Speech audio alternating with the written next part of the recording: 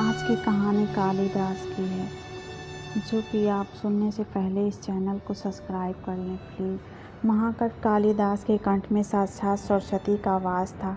शास्त्रार्थ में उन्हें कोई पराजित नहीं कर सकता था। अपार यश, प्रतिष्ठा और सम्मान पाकर एक बार कालिदास को अपनी विद्वता का घमंड हो गया। उन्हें लगा कि उन्हें विश्व का सारा ज्ञान प्राप्त कर लिया है और अब सीखने को कुछ बाकी नहीं बचा है। उनसे बड़ा ज्ञानी संसार में कोई दूसरा नहीं है। एक बार पड़ोसी राज्य में शास्त्रार्थ का निमंत्रण पाकर कालिदास विक्रमादित्य से अनुमति लेकर अपने घोड़े पर रवाना हुए। गर्मी का मौसम था, धूप काफ़ी तेज और लगातार यात्रा से कालिदास को प्यास लगाई। थोड़ी तलाश करने पर उन्हें एक टूटी झोपड़ी दिखाई दी। पानी की आस में वह उस झोपड़ी की ओर चले। झोपड़ी के सामने एक कुआं भी था। कालिदास ने सोचा कि कोई झोपड़ी में हो तो उसे पानी देने का अनुरोध किया जाए। उसी समय झोपड़ी से एक छोटी बच्ची मटका लेकर निकली। बच्ची ने कुएं से पानी भरा और वहां से जाने लगी। कालिदास उसके पास जाकर बोले, बालके, बहुत प्यास लगी है, ज़रा पानी पिला दे। बच्ची ने पूछा, आप कौन हैं? मैं आपको नहीं जानती, पहले अपना परिचय दीजिए। कालिदास को लगा कि मुझे कौन नहीं जानता भला, मुझे परिचय देने की क्या आवश्यकता। फिर भी प्यास से बेहाल थे तो बोले, बालके, अभी तुम छोटी हो इसलिए मुझे नहीं जानती। घर में कोई बड़ा हो तो उनको भेजो, वह मुझे देखते ही पहचान लेगा।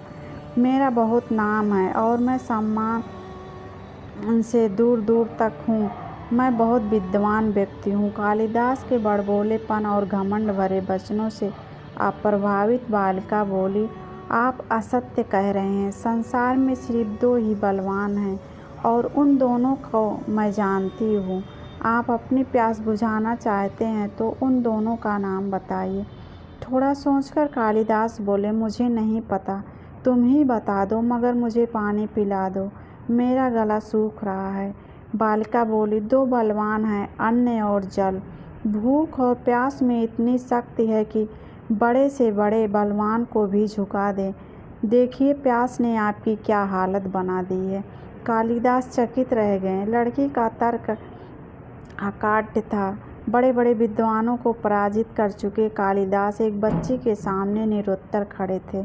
बालिका ने पुनः पूछा, सत्य बताइए, आप कौन हैं?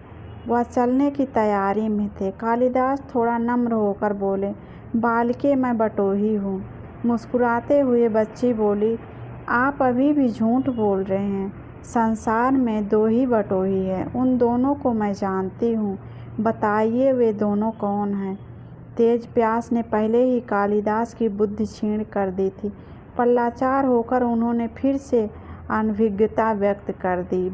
बच्ची बोली, आप स्वयं को बड़ा विद्वान बता रहे थे और यह भी नहीं जानते एक स्थान से दूसरे स्थान तक बिना थके जाने वाले बटोही कहलाता है। बटोही दो ही हैं, एक चंद्रमा और दूसरा सूर्य, जो बिना थके चलते रहते हैं। आप तो थक गए हैं, भूख प्यास से बेदम हैं, आप कैसे बटोही हो सकते हैं? इतना कहकर बालिका ने पानी से भरा मटका उठाया और झोपड़ी के भीतर चली गई। अब तो कालिदास और भी दुखी हो गए। इतने अपमानित वे जीवन में कभी नहीं हुए। प्यास से शरीर की शक्ति घट रही थी, दिमाग चकरा रहा था। उन्होंने आशा से झोपड़ी की तरफ देखा, तभी अंदर से एक वृद्ध स्त्री निकली। उसके हाथ में खाली मटका था। वह कुएं से पानी भरने लगी। अब तक काफ़ी विनम्र हो चुके थे। कालिदास बोले, माते, पानी पिला दीजिए, बड़ा पुण्य होगा। स्त्री बोली, बेटा, मैं तुम्हें जानती नहीं, अपना परिचय दो, मैं अवश्य पानी पिला दूंगी। कालिदास ने कहा, मैं मेहमान हूँ, कृपया पानी पिला दें। स्त्री बोली, तुम मेहमान कैसे हो सकते हो? संसार में दो ही मेहमान हैं, पहला धन और दूसरा यौवन। इन्हें जाने में समय नहीं लगता।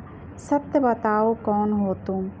अब तक के सारे तर्क से पराजित हताश कालिदास बोले, मैं सहनशील हूँ, अब आप पानी पिला दें। स्त्री ने कहा, नहीं, सहनशील दो ही हैं, पहली धरती, जो पापी पुण्यात्मा सबका बोझ सहती है, उसकी छाती चीरकर बीज बो देने से भी अनाज के भंडार देती है। दूसरे पेड़ जिनको पत्थर मारो फिर भी मीठे फल देते हैं। तुम सहनशील नहीं, सच बताओ तुम कौन हो। कालिदास लगभग मूर्छा की स्थिति में आ गए और तर्क वितर्क में झल्लाकर बोले, मैं हठी हूँ। स्त्री बोली, फिर असत्य।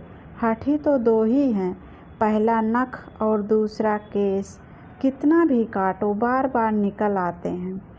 सत्य कहें ब्राह्मण, कौन हैं आप? पूरी तरह अपमानित और पराजित हो चुके कालिदास ने कहा, फिर तो मैं मूर्ख ही हूँ। नहीं, तुम मूर्ख कैसे हो सकते हो? मूर्ख दो ही हैं, पहला राजा जो बिना योग्यता के भी सब पर शासन करता है, और दूसरा दरबारी पंडित जो राजा को प्रसन्न करने के लिए गलत बात पर भी तर्क करके उसको सही सिद्ध करने की चेष्टा करता है। कुछ बोल ना सकने की स्थिति में कालिदास वृद्धा के पैर पर गिर पड़े और पानी की याचना में गिड़गिड़ाने लगे। वृद्धा ने कहा, उठो बस। आवाज़ सुनकर कालिदास ने ऊपर देखा तो साक्षात माता सरस्वती वहाँ खड़ी थीं।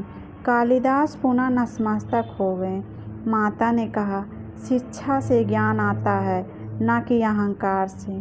तूने शिक्षा के बल पर प्राप्त मान और प्रतिष्ठा को ही अपनी उपलब्धि मान लिया और अहंकार कर बैठे, इसलिए मुझे तुम्हारे चक्षु खोलने के लिए स्वांग करना पड़ा।